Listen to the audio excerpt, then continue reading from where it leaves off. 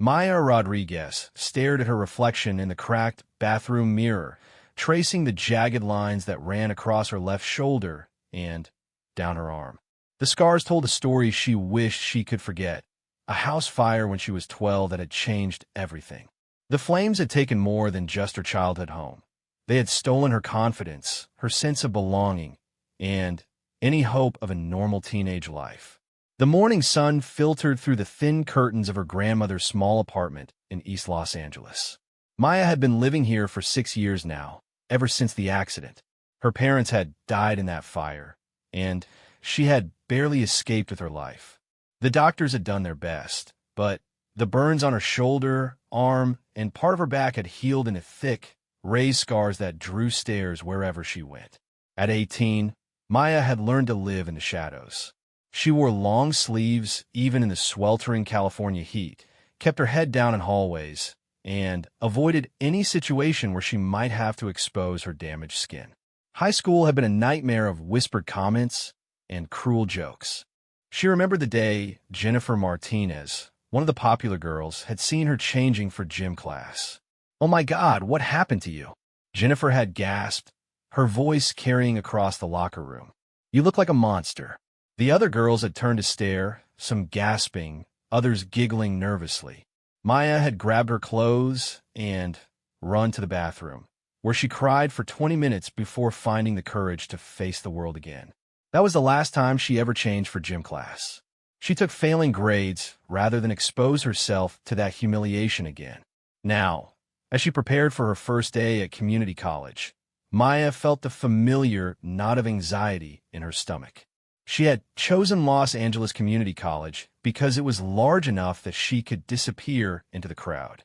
Her plan was simple: get her general education requirements done quietly, transfer to a 4-year university, and hopefully find a career where she could work behind the scenes, away from the judging eyes of the world. Her grandmother, Rosa, knocked softly on the bathroom door. "Mija, your breakfast is ready," she called in her gentle voice that still carried traces of her Mexican accent. Maya opened the door to find her grandmother's kind brown eyes looking at her with the same mixture of love and worry she had seen every day for 6 years. Rosa Rodriguez was a small woman with silver hair always pulled back in a neat bun, but she had the strength of someone who had raised 5 children and survived poverty, immigration, and the loss of her own daughter. "You're going to do wonderful today," Rosa said, reaching up to touch Maya's face. "You're so smart, so beautiful. Those people at school, they're lucky to have you there." Maya forced a smile. Her grandmother said these things every day, but Maya knew better. People didn't see intelligence or beauty when they looked at her. They saw the scars first, and that was usually where their attention stopped. "Thanks, abuela," Maya whispered, using the Spanish word for grandmother that felt natural after all these years. The breakfast table was set with Rosa's best dishes, even though it was just a Tuesday morning. This was her way, treating every important moment like a celebration, no matter how small. Maya sat down to eggs, beans, and fresh tortillas that her grandmother had made from scratch at 5 in the morning. "I put extra money in your backpack," Rosa said, bustling around the small kitchen, "in case you want to buy lunch or need anything for your classes." Maya knew that extra money came from Rosa's already tight budget. Her grandmother worked as a housekeeper for 3 different families, leaving the apartment before dawn and returning after dark, all to make sure Maya could go to school. The guilt weighed on Maya almost as much as the shame of her scars. "I don't need anything, abuela. You are too hard already." Rosa waved her hand dismissively. "Education is the most important thing. Your mama, she was going to college when—" Rosa's voice trailed off. They rarely talked about Maya's parents directly. The pain was still too fresh, even after 6 years. Maya finished her breakfast in silence, thinking about her mother. Elena Rodriguez had been 28 when she died, just 10 years older than Maya was now. She had been working toward a nursing degree while raising Maya and working part-time at a local clinic. Maya remembered her mother studying late into the night, medical textbooks spread across the kitchen table while Maya did her homework nearby. "You're going to do great things, Mija," her mother used to say. "Education opens doors that nothing else can." Now, as Maya gathered her backpack and prepared to leave for her first day of college, she wondered if her mother would still believe that if she could see what her daughter had become, a scared, scarred girl who hid from the world. The bus ride to campus took 40 minutes, giving Maya plenty of time to rehearse her invisibility strategy. She had chosen classes carefully, large lecture halls where she could sit in the back, online courses whenever possible, and professors who were known for not requiring group work or presentations.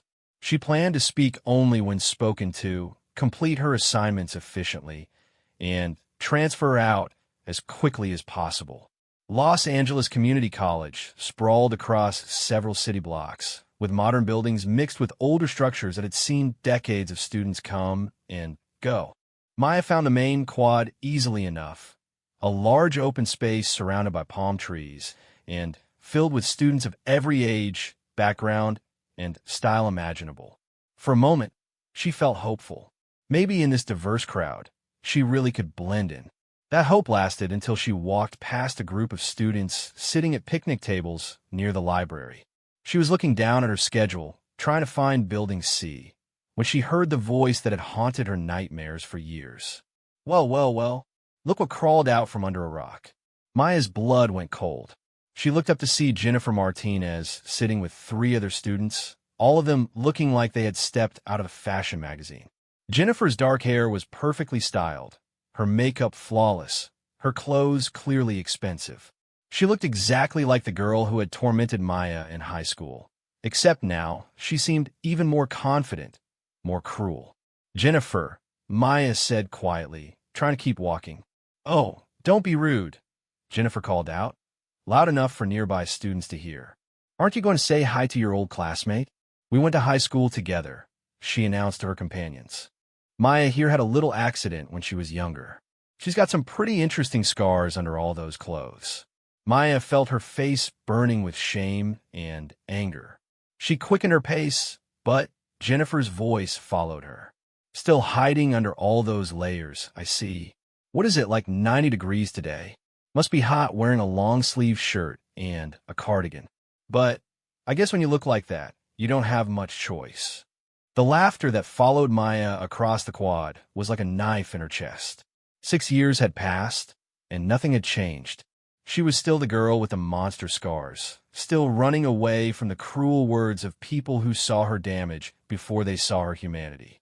Maya found Building C and located her first class, Introduction to Psychology, in a lecture hall that seated about 200 students. She chose a seat in the very back corner, hoping to become part of the wall.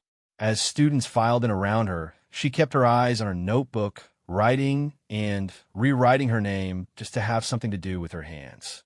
The professor, Dr. Sarah Chun, was a small Asian woman who looked to be in her 40s. She had an easy smile and a warm voice that immediately put the room at ease. As she began talking about the course requirements and the study of human behavior, Maya found herself listening despite her determination to remain disconnected. "Psychology is the study of why people do what they do," Dr. Chin said, walking back and forth in front of the large projection screen.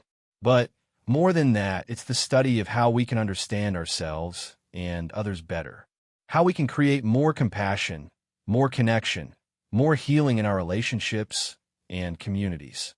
Maya wrote down every word, grateful for the chance to focus on something other than her anxiety. She had always been a good student. It was one of the few things that had remained constant after the fire. Her grades had actually improved in high school, partly because studying gave her an excuse to stay home and avoid social situations. "For your first assignment," Dr. Chan continued, "I want you to write a 2-page reflection on a time when someone's first impression of you was wrong. Think about what they saw versus who you really are. Think about what changed their mind, if anything did." Maya's pen stopped moving. She stared at the assignment description written on the board and felt her throat tighten. A time when someone's first impression was wrong? Every first impression was wrong. People saw her scars and assumed she was damaged, broken, less than human. And nothing ever changed their minds. After class, Maya hurried toward the exit, but Dr. Chen's voice stopped her. "Excuse me, Miss Rodriguez," Maya said quietly, turning reluctantly. "Miss Rodriguez, I noticed you were taking very detailed notes. Are you planning to major in psychology?" Maya shrugged. "I'm not sure yet. I'm just taking general education classes." Dr. Chen studied her for a moment with kind eyes. "Well, if you're interested in the field, I run a study group that meets once a week. It's small, informal, just a few students who want to dig deeper into the material. You're welcome to join us." "Thank you. But I'm pretty busy," Maya said quickly. "Of course. But if you change your mind, we meet Wednesdays at 4 in my office. Room 245 in this building." Maya nodded and escaped into the hallway, her heart pounding. Dr. Chun seemed nice enough, but the last thing Maya wanted was to be in a small group where people could see her clearly, ask questions, try to get to know her. Her strategy was working perfectly. Remain invisible, get good grades, get out. Her next class was college algebra, held in a smaller classroom with about 30 students. Maya chose a seat near the window where she could look outside when the attention felt too intense. The professor, Mr. Williams, was a tall black man with graying hair and a no-nonsense attitude about mathematics. "Math doesn't care about your personal problems," he announced on the first day. "It doesn't care if you're having a bad day, if you're worried about money, or if you think you're not smart enough. Math is pure logic. You either understand the concept or you don't, and if you don't, you practice until you do." Maya appreciated his straightforward approach. There were no touchy-feely assignments here, no sharing personal stories or working in groups. Just numbers and formulas and clear right or wrong answers. She could handle that. The morning passed quickly, and Maya found herself with a 2-hour break before her next class. She had packed a lunch to avoid spending Rose's money and to avoid the crowded cafeteria where she might run into Jennifer again. Instead, she found a quiet spot under a tree behind the library, away from the main flow of student traffic. She was eating her sandwich and reviewing her psychology notes when she heard voices approaching. A group of art students was walking toward the library, their arms full of large portfolios and supply bags. Maya tried to make herself smaller, hoping they would pass by without noticing her. "Hey, are you okay over there?" one of them called out. Maya looked up to see a tall guy with curly red hair and paint stains on his clothes. He was looking at her with what seemed like genuine concern, not curiosity about her scars. "I'm fine," she said quickly. "You sure? You look like you're trying to disappear into that tree," said another student, a girl with short purple hair and multiple ear piercings. "I'm Luna, by the way. This is Marcus." She gestured to the redhead. "And I'm David," said a third student, a short Latino guy with thick-rimmed glasses and a vintage band t-shirt. Maya hesitated. These students seemed different from the others she had encountered. They looked like artists, creative, nonconformist, more interested in expression than appearance. But she had learned not to trust first impressions. "I'm Maya," she said reluctantly. "Cool name," Luna said, settling down on the grass nearby. "What's your major?" "I don't have one yet. Just taking general edition." "That's smart," Marcus said, joining Luna on the grass. "No point rushing into something you're not sure about. I changed my major 3 times before I figured out I wanted to do graphic design." David nodded enthusiastically. "I thought I wanted to be a computer programmer until I took a ceramics class as an elective. Now I'm addicted to working with clay." Maya found herself relaxing slightly. These students were talking to her like a normal person, not staring at her covered arms or making assumptions about her. Maybe, she thought, college really would be different. "What classes are you taking?" Luna asked. "Psychology, algebra, English composition, and introduction to art history," Maya replied. "Art history? That's awesome," David said. "Professor Williams in that class is amazing. She makes you see art in a completely different way." "Actually, her name is Professor Zhang," Maya corrected gently. "Oh, you must have a different section. There are like 5 sections of art history. Williams teaches the one that meets on Tuesdays and Thursdays." As they continued talking, Maya felt something she hadn't experienced in years, a normal conversation with people her own age. They talked about classes, professors, their weekend plans, the terrible food in the cafeteria. Nobody asked about her scars or made cruel comments. For 30 minutes, she was just another college student. When it was time for her next class, Marcus stood up and brushed grass off his jeans. "Hey, we usually eat lunch here most days. You're welcome to join us if you want." Maya felt a flutter of something that might have been hope. "Thanks," she said. "Maybe." Her English composition class was taught by Professor Janet Morrison, a woman in her 60s with silver hair and bright blue eyes behind wire-rimmed glasses. She had the kind of energy that filled the room, making even the most reluctant students pay attention. "Writing is thinking made visible," Professor Morrison announced to the class of 25 students. "In this class, you're going to learn to think more clearly by learning to write more effectively.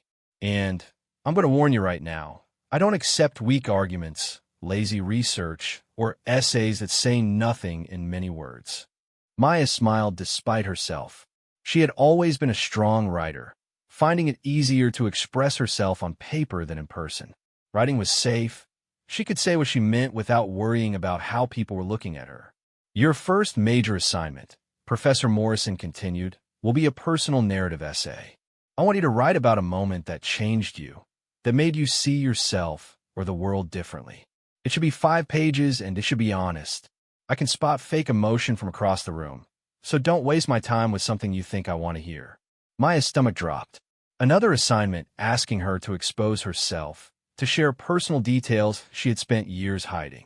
She wondered if it was possible to write about the fire without really writing about the fire, to discuss change without revealing what had changed her.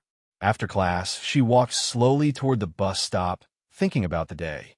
It had been better than she expected in some ways, worse in others. Jennifer's cruel words still echoed in her mind, but so did the friendly conversation with the art students. Dr. Chen's study group invitation felt both terrifying and intriguing. The writing assignment loomed over her like a storm cloud.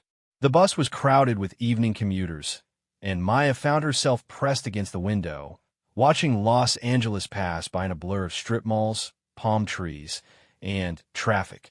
She thought about her mother, who had made this same journey years ago when she was working toward her nursing degree. Elena Rodriguez had been brave in ways Maya couldn't imagine. Leaving Mexico as a teenager, learning English, working multiple jobs while going to school, raising a daughter largely on her own.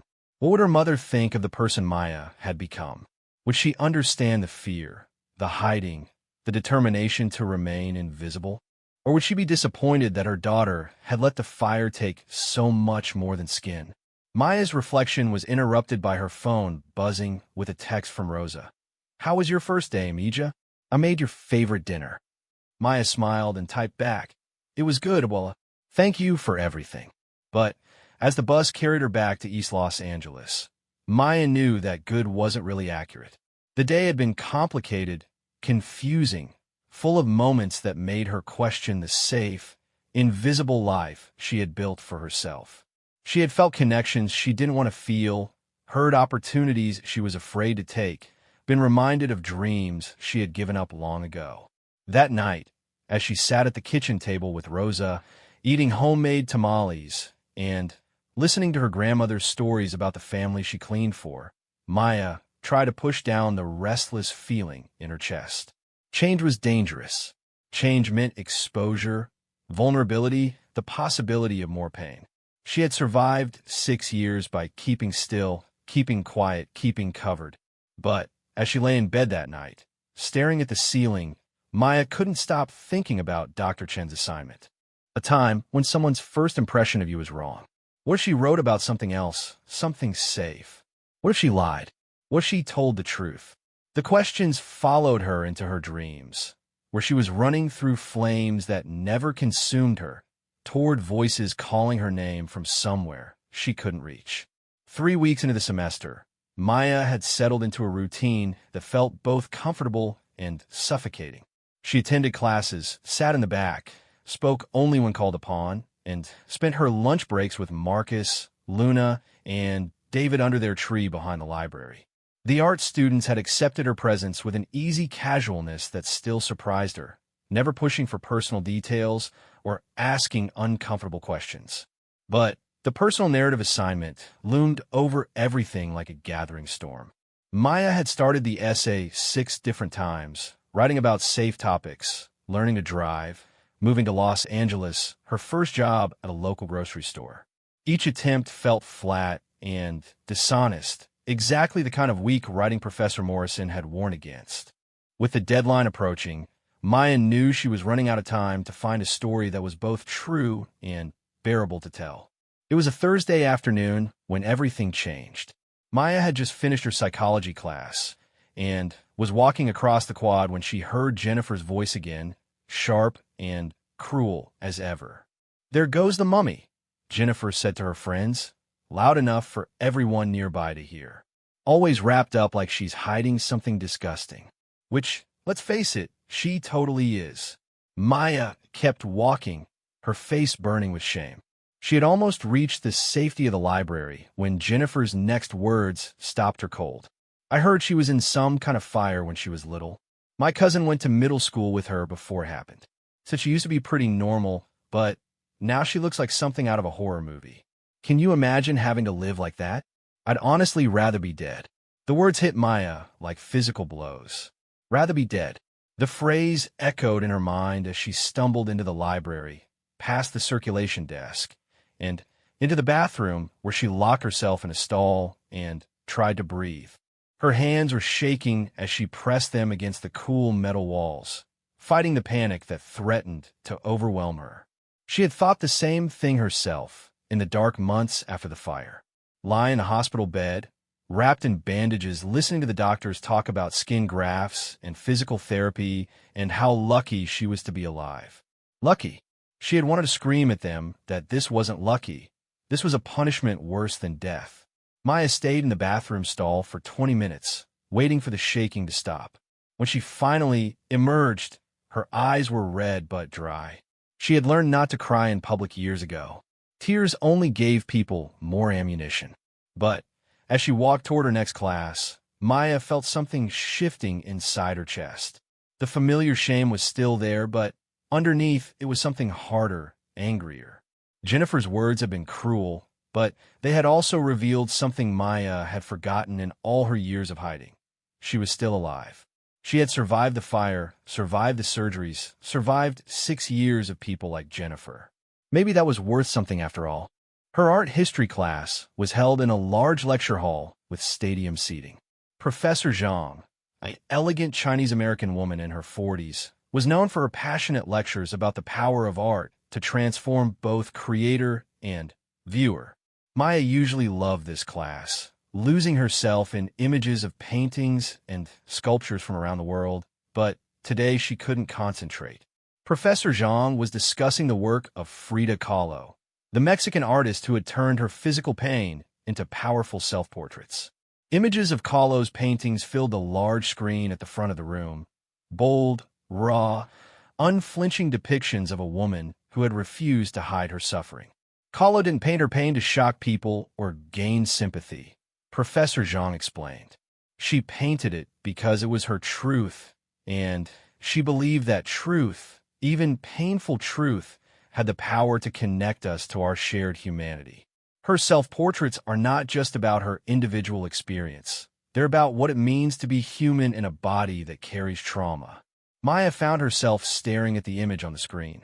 Kahlo's face, strong and beautiful despite the pain etched in her features. The artist had been in a streetcar accident at 18, suffering injuries that caused her lifelong pain and multiple surgeries. But instead of hiding, she had made her pain visible, transforming it into art that spoke to millions of people. After class, Maya walked slowly back to the library, thinking about Kahlo's courage. As she passed the spot where Jennifer had made her cruel comments, Maya felt that anger stirring again. Why should she have to hide? Why should Jennifer's ignorance and cruelty determine how Maya lived her life? That evening, she sat at her grandmother's kitchen table with a blank sheet of paper in front of her. Rosa was working late, so the apartment was quiet except for the sound of traffic from the street below. Maya picked up her pen and began to write. The first thing people notice about me is that I wear long sleeves in 90-degree weather. The second thing they notice, if they bother to look closely, is that I'm trying to disappear. What they don't notice is that I'm still here, and that might be the most important thing of all. For the first time in 3 weeks, the words came easily. Maya wrote about the fire, but not as a victim story. She wrote about survival, about the choice to keep living when living felt impossible. She wrote about her mother's dreams and her grandmother's sacrifices. She wrote about the day she realized that hiding from cruelty didn't make it stop. It just made her smaller. She worked until after midnight, filling 7 pages with words she had never spoken aloud. When she finally stopped, her hand was cramping and her eyes were tired, but she felt something she hadn't experienced in years, pride in her own voice. The next morning, Maya arrived at school with the essay in her backpack and a nervous energy in her chest. She had decided to turn it in early before she could lose her nerve. Professor Morrison's office was in the English building, a small space crammed with books and papers and coffee cups in various stages of emptiness. Miss Rodriguez, Professor Morrison said, looking up from the stack of papers she was grading. What can I do for you? I wanted to turn in my personal narrative assignment, Maya said, placing the essay on the professor's desk. Professor Morrison glanced at the title page and raised an eyebrow. It's not due until Monday. I know. I finished it and didn't want to keep looking at it. The professor studied Maya's face for a moment. That's often a sign of honest writing. The pieces that make us most uncomfortable are usually the ones worth reading. Maya nodded and turned to leave, but Professor Morrison's voice stopped her. Miss Rodriguez, I read all my students' work myself. I don't use teaching assistants. Whatever you've written, it will be read with respect and care. Maya felt tears threatening and managed only a quick thank you before escaping into the hallway. She had done it. The words were out there now, beyond her control. For better or worse, someone would know her story. Lunch with the art students felt different that day. Maya found herself actually listening to their conversations instead of just sitting quietly on the edges. Luna was excitedly describing a photography project she was working on, taking portraits of people in unexpected locations around the city. I want to capture the contrast between who people think they are and who they actually are, Luna explained, gesturing with a half-eaten apple. Like, yesterday I photographed this businessman in a 3-piece suit, but we did the shoot at a skate park where he used to hang out as a teenager. The vulnerability in his face when he talked about his old dreams. That's what I'm after. Marcus nodded thoughtfully. That's what I love about art. It gives people permission to be honest about stuff they usually keep hidden. Exactly. David chimed in. Like, I never told anyone I was gay until I started making ceramic pieces about my identity. The clay was safer than words somehow. Maya felt her chest tighten. These students talked so casually about vulnerability, about using art to reveal hidden truths. They made it sound brave instead of terrifying. What about you, Maya? Luna asked. Do you do any kind of art? Writing, drawing, anything creative? Maya hesitated. I write sometimes. Just for class assignments mostly. That's still art, Marcus said.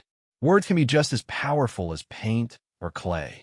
Maya thought about her essay, probably sitting on Professor Morrison's desk at that very moment. She wondered what the professor would think when she read about the fire, the scars, the years of hiding. Would she see courage or just damage? The conversation moved on to weekend plans, but Maya's mind stayed focused on the idea of art as truth-telling. She thought about Frida Kahlo, painting her pain into beauty. She thought about David, using clay to explore his identity. She thought about Luna, capturing vulnerability through her camera lens. That afternoon, Maya decided to attend Dr. Chin's study group. She told herself it was just to get a better understanding of the course material, but deep down she knew she was testing something, testing whether she could be in a small group without immediately running away. Dr. Chin's office was smaller than Professor Morrison's, but somehow felt more welcoming. Soft lighting, comfortable chairs, and walls covered with artwork created by previous students. For other students were already there when Maya arrived, and Dr. Chen welcomed her with a warm smile. "I'm so glad you decided to join us," she said. "Today we're discussing the chapter on social perception, how we form impressions of others, and how those impressions affect our interactions." Maya took a seat in the circle and opened her textbook, trying to calm her racing heart. The other students introduced themselves: Sarah, a nursing student; James, who was studying to be a teacher; Maria, who worked full-time while taking classes; and Robert, a veteran using his GI benefits to earn a degree. As they began discussing the chapter, Maya was struck by how different the conversation felt from her larger classes. Here, students shared personal examples, asked real questions, challenged each other's ideas. When James talked about dealing with stereotypes as a black man pursuing elementary education, when Maria described being judged for her accent as a non-native English speaker, Maya felt a recognition she hadn't expected. "The thing about first impressions," Dr. Chen said, "is that they're often based on the most superficial information. We see someone for 30 seconds and think we know their whole story. But research shows that these snap judgments are wrong more often than they're right." Sarah nodded. "I see it at the hospital where I work. Patients make assumptions about me because I'm young, and I make assumptions about them based on how they're dressed or how they talk. We're all wrong most of the time. So what changes those impressions?" "Dr. Chen asked the group. "Time," Maria said immediately. "Getting to know someone as a person instead of just a category." "Shared experiences," added James. "Finding common ground. Sometimes it's seeing someone in a different context," Robert offered. "I used to think my drill sergeant was just a mean SOB until I saw him visiting kids at a children's hospital." Maya listened to the discussion with growing fascination. These people were talking about exactly what she had been thinking about: the gap between perception and reality, between who people think you are and who you actually are. "What do you think, Maya?" Dr. Chun asked gently. "What do you think changes people's first impressions?" Maya felt all eyes turn toward her, and for a moment, the familiar urge to deflect and disappear rose in her chest. But then she thought about her essay, about Frida Kahlo, about the choice to keep living instead of hiding. "I think," Maya said slowly, "sometimes people need to see your strength instead of just your wounds." The room was quiet for a moment, and Maya wondered if she had said too much. But then Sarah nodded thoughtfully. "That's really insightful. We do tend to focus on people's vulnerabilities and forget that surviving difficult things actually makes you stronger." The discussion continued, but Maya felt different now. She had spoken honestly in front of strangers, and the world hadn't ended. She had offered her own perspective, and people had listened with respect. It was a small step, but it felt significant. After the study group ended, Maya walked back across campus with a sense of possibility she hadn't felt in years. The sun was beginning to set, casting long shadows across the quad where she had been humiliated by Jennifer just hours earlier. But somehow the space felt different now, less threatening, more full of potential. As she waited for the bus home, Maya's phone buzzed with a text from an unknown number. Her stomach clenched, wondering if somehow Jennifer had gotten her contact information. But when she opened the message, it was from Luna. "Hey, got your number from the art department directory. We're going to a gallery opening downtown Saturday night. Want to come? It's a show about identity and transformation. Thought you might be interested." Maya stared at the message for a long time. A gallery opening meant crowds, strangers, the possibility of judgment, and cruel comments. It meant being seen in a social situation, probably wearing something other than her usual armor of long sleeves and layers. But it also meant art, creativity, people who understood that transformation was possible. It meant friendship, connection, the chance to be part of something bigger than her own fear. Maya typed and deleted several responses before settling on. "That sounds really interesting. What time?" Luna's response came quickly. 7 p.m. "Meet at the metro station downtown. Fair warning, it's an art crowd, so people dress kind of creatively. Wear whatever makes you feel like yourself. Wear whatever makes you feel like yourself." Maya had been wearing the same style of clothes, long sleeves, high necklines, layers for so long that she couldn't remember what made her feel like herself. She had been dressing to disappear, not to express. That night, as Rosa fussed over dinner and asked about her day, Maya found herself talking more than usual. She told her grandmother about the study group, about her new friends, about the gallery invitation. She didn't mention Jennifer's cruelty or the essay she had turned in early. Those felt too raw, too uncertain. "It sounds like school is going well," Rosa said, her weathered hands gentle as she served Maya's plate. "You seem different lately. More like the girl you used to be." Maya looked up, surprised. "What do you mean? Before the fire, you were always planning something, always excited about tomorrow.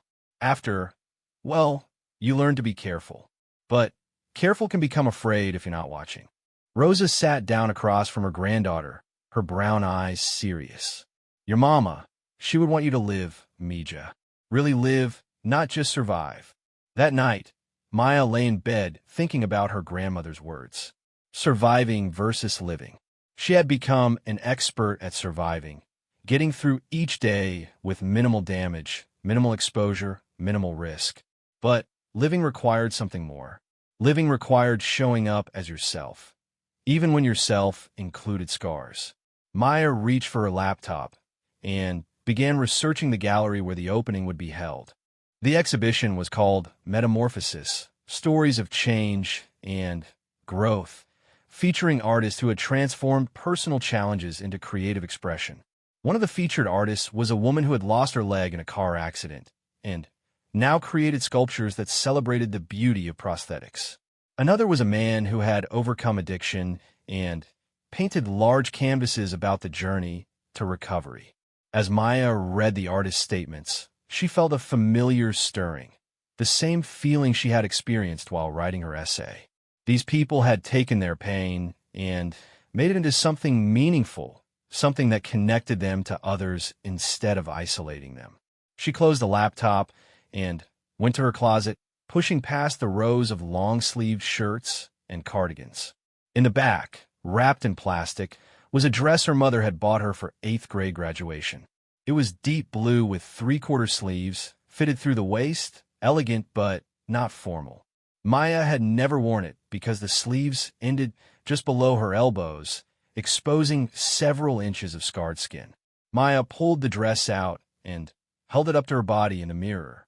The color brought out her eyes and complemented her olive skin tone. The fit was perfect. She had grown into exactly the size her mother had predicted.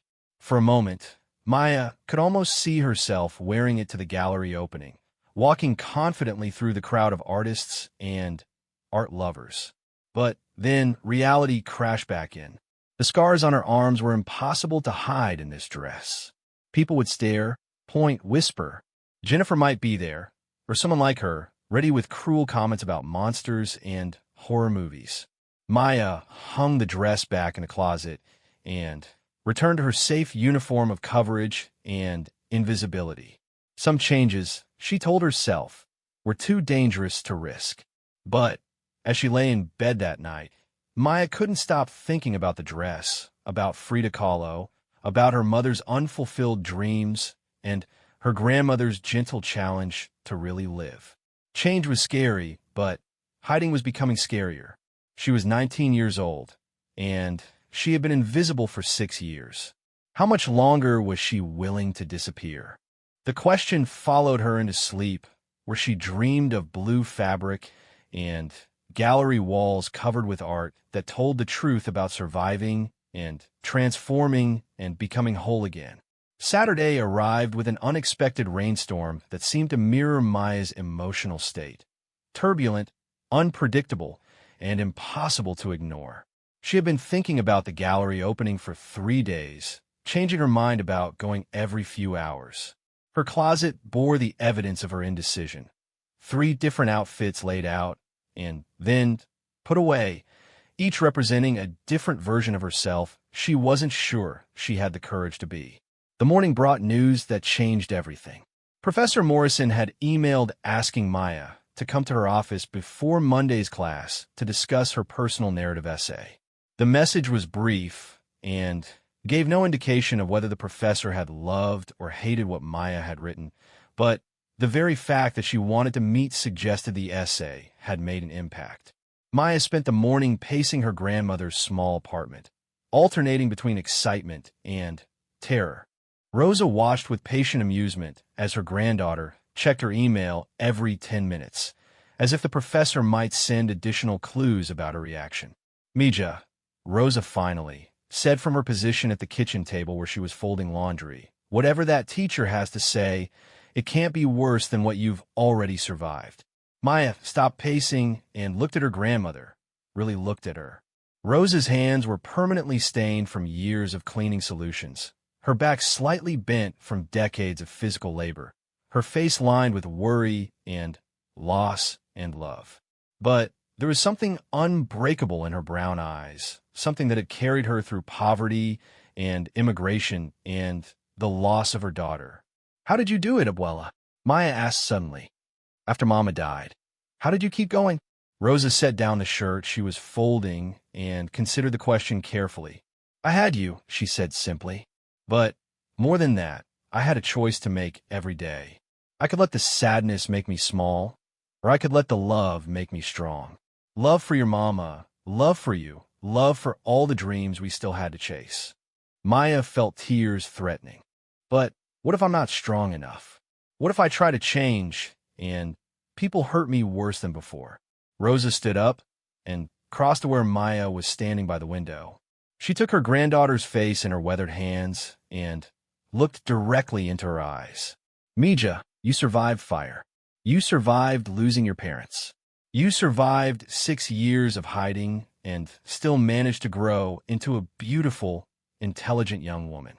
You think some ignorant people with cruel words are stronger than that?"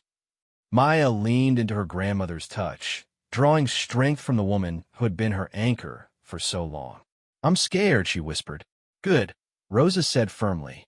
"Scared means it matters. Scared means you're about to do something brave." That afternoon, Maya made a decision that felt both impulsive and inevitable. She went to the mall, something she hadn't done for pleasure in years, and walked straight to a small boutique that featured local artist designs.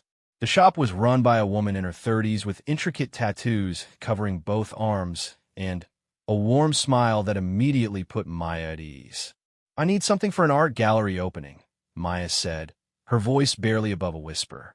The woman, whose name tag read Zara, studied Maya with an artist's eye. "What kind of energy are you going for? Classic elegance? Bohemian creativity? Bold statement-making?" Maya hesitated. She had spent so many years thinking about what would hide her best that she had no idea what she actually liked or what made her feel confident. "I don't really know," she admitted. "I usually wear." She gestured to her long-sleeved shirt and cardigan. Zara nodded with understanding. "Okay, let's start with what makes you feel like yourself when you're not worried about what other people think. What do you do when you're happiest?" Maya thought about the question. "I write. I read. I study art history. I sit with my friends under a tree and listen to them talk about their dreams." "So you're thoughtful, creative, contemplative. You value connection and beauty." Zara moved through the racks with purpose, pulling out pieces and holding them up against Maya. "What about this?" It was a dress similar to the one hanging in Maya's closet, deep purple instead of blue, with flowing sleeves that ended just below the elbows and a skirt that moved like water when Zara spun it around. The neckline was elegant but not revealing, the fabric soft and comfortable against the skin. "It's beautiful," Maya said, "but I have scars on my arms. I usually keep them covered." Zara paused and looked at Maya with new understanding. "Can I ask you something? Do you want to keep them covered because it makes you feel more comfortable, or because you're afraid of what other people will think?" Maya stared at the dress, overwhelmed by the directness of the question. "Both, I guess. That's honest. Here's the thing. I'm covered in tattoos because they tell my story and make me feel like myself. You have scars that tell your story too. The only difference is you didn't choose yours. But you can choose how you feel about them now." Zara disappeared into the back room and returned with a delicate silver bracelet and matching necklace. These are made by a local artist who uses metal to create beautiful things from broken pieces. What if we tried the dress with these accessories, just to see how it feels? Maya found herself in the dressing room, staring at her reflection in the purple dress. The scars on her arms were visible, thick, raised lines that caught the light and drew attention. But somehow, in this flowing fabric with the silver jewelry that seemed to echo the patterns of her scars rather than hide them, Maya looked different. She looked like a person with a story, not just a victim trying to disappear. She bought the dress. That evening, as Maya prepared for the gallery opening, she found herself thinking about her conversation with Zara. The artist had been right. Maya's scars did tell a story. They were evidence of survival, of a 12-year-old girl who had chosen to keep fighting even when everything seemed lost. Why should she be ashamed of that? Rosa helped her get ready, braiding Maya's long dark hair in an intricate pattern that their mother had taught them both years ago. As her grandmother's fingers worked, Maya felt connected to generations of women who had faced their own challenges and found their own courage. "You look beautiful, Mija," Rosa said when they were finished. "But more than that, you look like yourself." Maya stared at her reflection one more time. The purple dress moved beautifully when she walked, and the silver jewelry caught the light in a way that made her scars seem like part of an intentional design rather than accidental damage. She felt nervous, excited, and more herself than she had in years. The metro ride downtown felt different than usual. Instead of hunching in her seat and avoiding eye contact, Maya sat up straight and watched the city pass by through the windows. A few people glanced at her arms, but their expressions seemed more curious than cruel. One elderly woman even smiled and complimented her dress. Luna was waiting at the station, dressed in a flowing bohemian skirt and vintage band t-shirt, her purple hair freshly dyed and styled in loose waves. When she saw Maya, her face lit up with genuine delight. "Maya, you look absolutely stunning. That dress is perfect for you." Marcus and David arrived moments later, both dressed in creative combinations of vintage and modern pieces that somehow worked together perfectly. Marcus wore paint-splattered jeans with a crisp button-down shirt, while David had paired dark slacks with a hand-knitted sweater that looked like it belonged in a museum. "Ready to see some amazing art?" David asked, gesturing toward the gallery district. As they walked through the evening crowd, Maya felt something she hadn't experienced in years: the pleasure of being seen. People noticed her dress, her jewelry, her confident posture. A few glanced at her scars, but instead of shame, Maya felt a strange pride. These marks were part of her story, part of what had made her strong. The gallery was housed in a converted warehouse, with high ceilings and exposed brick walls that created an industrial backdrop for the colorful artwork. The opening was well attended, with artists, collectors, students, and art lovers moving through the space with wine glasses and animated conversations. Maya's first instinct was to find a corner and observe from a distance, but Luna immediately pulled her toward the first piece in the exhibition, a large painting by the artist who had overcome addiction. The canvas was covered in swirling colors that seemed to represent both chaos and hope, destruction and renewal. The artist's statement says he painted this during his first year of recovery, Luna read aloud. He wanted to show that healing isn't linear. It's messy and complicated and beautiful. Maya stared at the painting, recognizing something familiar in the emotional landscape the artist had created. Recovery from trauma was exactly like that. Not a straight line from damage to wholeness, but a complex journey with setbacks and breakthroughs and moments of unexpected beauty. As they moved through the exhibition, Maya found herself drawn into conversations with other attendees. An art teacher asked about her jewelry and seemed genuinely interested when Maya explained it was made from broken metal pieces. A college student studying psychology complimented her insights about a sculpture that dealt with body image and self-acceptance. It was while she was examining a series of photographs by an artist who had documented her own mastectomy scars that Maya heard a familiar voice behind her. Well, look who decided to show her freak show in public. Maya's blood went cold. She turned to see Jennifer Martinez, standing with two friends Maya didn't recognize, all of them dressed expensively and looking completely out of place in the artistic crowd. Jennifer, Maya said quietly, her hands beginning to shake. I have to admit, I'm surprised. Jennifer continued, her voice loud enough to draw attention from nearby gallery visitors. I mean, wearing a dress that shows off those disgusting scars? That takes a special kind of attention-seeking behavior. Maya felt the familiar urge to run, to hide, to disappear into the crowd, and pretend this wasn't happening. But then she looked at the photographs in front of her, images of a woman who had chosen to document her own healing process, who had found beauty in survival. They're not disgusting, Maya said, her voice stronger than she expected. They're evidence. Jennifer laughed cruelly. Evidence of what? They're damaged goods. Evidence that I survived something that could have killed me, Maya replied, turning to face Jennifer fully.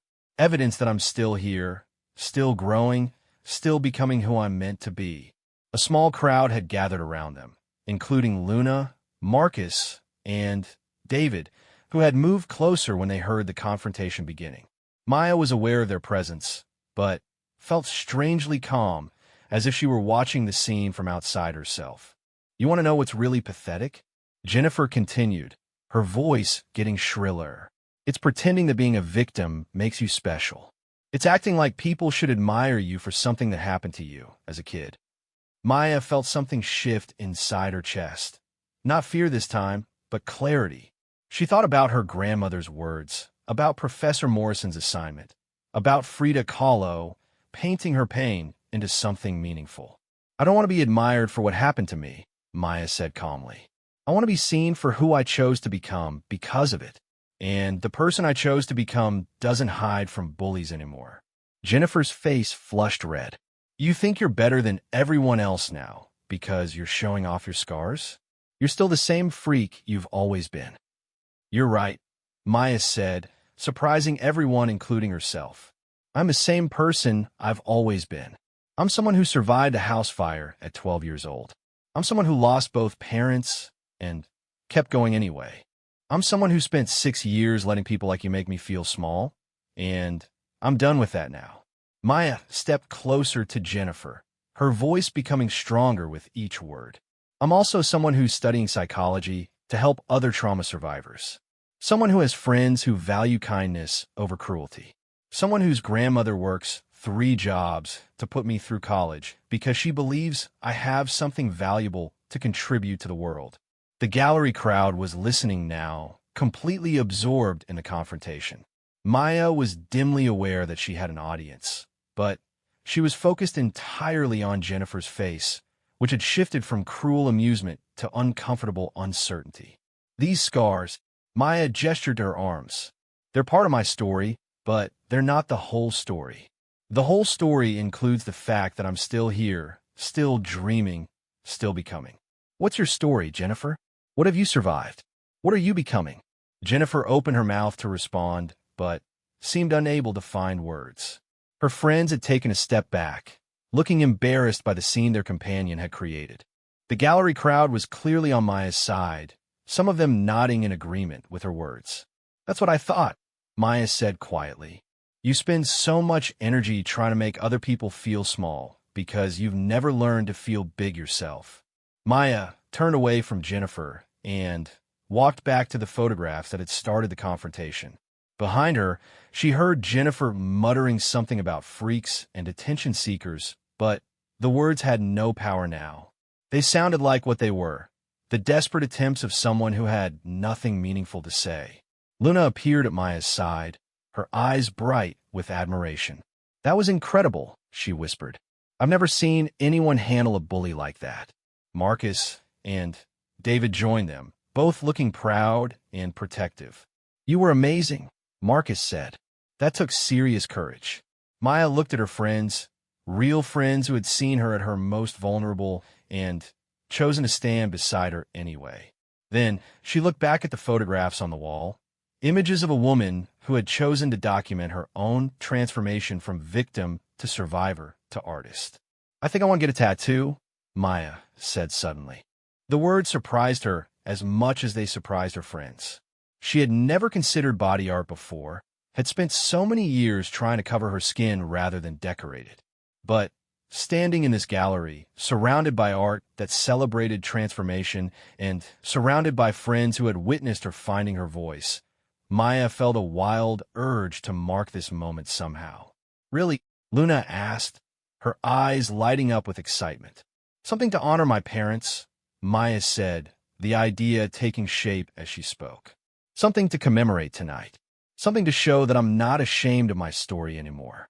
David grinned. "I know the perfect artist. She specializes in memorial pieces and scar cover-ups, but she might be willing to work with your scars instead of hiding them." As they spent the rest of the evening at the gallery, Maya felt as if she were seeing herself and the world with new eyes. She talked to artists about their creative processes, shared her own story with people who understood the power of transformation, and felt herself expanding into the person she had always been underneath the fear. When Professor Morrison handed back the personal narrative essays on Monday morning, Maya's hands trembled as she read the comments written in neat red ink across the pages. At the bottom of the last page, the professor had written, "This is exactly the kind of honest, powerful writing I was hoping to see. Your voice is strong, and your story matters. Have you considered sharing this more widely? I think it could help other students who are struggling with similar challenges. Please see me after class." Maya looked up to find Professor Morrison watching her with kind eyes. Around her, other students were comparing grades and discussing their experiences with the assignment. Maya folded her essay carefully and slipped it into her backpack, feeling proud instead of exposed. After class, she approached Professor Morrison's desk with more confidence than she had ever felt in an academic setting. "Miss Rodriguez," the professor said warmly, "I want you to know that your essay moved me deeply. More than that, it reminded me why I teach writing in the first place, to help people find their authentic voices and share their truths with the world." Maya felt tears threatening, but they were different tears than the ones she had cried in bathroom stalls and empty classrooms for so many years. These tears came from being truly seen and valued for who she was. "I was wondering," Professor Morrison continued, "if you would be interested in submitting your piece to the college literary magazine. We also have a storytelling event each semester where students share personal narratives with the campus community. I think your story could inspire other students who are dealing with trauma or difference." Maya thought about Jennifer's cruel words, about the years she had spent hiding, about the moment in the gallery when she had finally found her voice. She thought about her grandmother's sacrifices and her mother's unfulfilled dreams. She thought about Frida Kahlo and all the artists who had transformed their pain into something that connected them to others. "Yes," Maya said firmly, "I like to do that." 2 weeks later, Maya stood on the small stage in the college's main auditorium, looking out at an audience of students, faculty, and community members. Her arms were bare in a sleeveless black dress that she had chosen specifically to show her scars. On her left shoulder, visible above the worst of the burn marks, was a new tattoo, a small phoenix rising from flames, with the dates of her parents' birth and death inscribed in delicate script beneath it. She had spent hours writing and rewriting the speech she was about to give, but now, standing in front of all these people, Maya realized she didn't need her notes. The story was part of her, and she was ready to share it. "My name is Maya Rodriguez," she began, her voice clear and strong. 6 years ago, I thought my life was over. Tonight, I want to tell you about how I learned that sometimes the end of one story is just the beginning of another." As she spoke, Maya could see people in the audience leaning forward, engaged by her honesty and moved by her journey. She talked about the fire, about loss, about the choice to hide or to heal. She talked about the power of education, the importance of kind friends, and the courage it takes to show up as yourself in a world that often rewards conformity. When she finished, the auditorium erupted in applause that seemed to go on forever. People stood up, wiping tears from their eyes, nodding in recognition of their own struggles and triumphs. Maya saw her grandmother in the front row, her face radiant with pride. She saw Luna, Marcus, and David cheering from their seats near the stage. She even saw Dr. Chun and Professor Morrison, both of them smiling with the satisfaction of teachers who had watched a student find her wings. But most importantly, Maya saw herself reflected in the faces of the audience, not as someone to be pitied or feared or mocked, but as someone whose story mattered, whose survival was meaningful, whose scars were simply evidence of a life fully lived. As the applause finally died down and Maya made her way off the stage, she felt her mother's presence as strongly as if Elena Rodriguez were standing right beside her. She could almost hear her mother's voice saying what she had said so many years ago. "You're going to do great things, Mija." Maya smiled, knowing that she finally was